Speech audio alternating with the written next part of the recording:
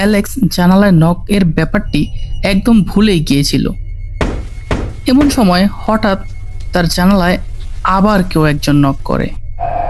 এবার অ্যালেক্স একটু ভয় পায় এবং ভাবতে থাকে, এত রাত্রে কে হতে পারে বাহিরে? এত রাতে তো বাহিরে বাচ্চারও থাকার কথা না। সে ভাবলো হয়তো কারো কোনো সাহায্য প্রয়োজন, তাই সে জানালার সামনে যেয়ে দাঁড়ায়। অ্যালেক্স জানালা সামান্য খুলে দেখতে চায় বাইরে কেউ আছে কিনা, আর এটাই ছিল তার সবচেয়ে বড় ভুল। হঠাৎ করে একটি ভয়ানক লোক তার জানালা দিয়ে জোর করে ভিতরে আসার চেষ্টা করে। অ্যালেক্স অনেক কষ্ট করে জানালা বন্ধ করে। অ্যালেক্স অনেক ভয় পায়, কিন্তু তখনও ওই লোকটি সেখান থেকে যায়নি।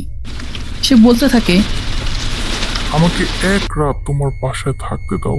সে বারবার এই কথা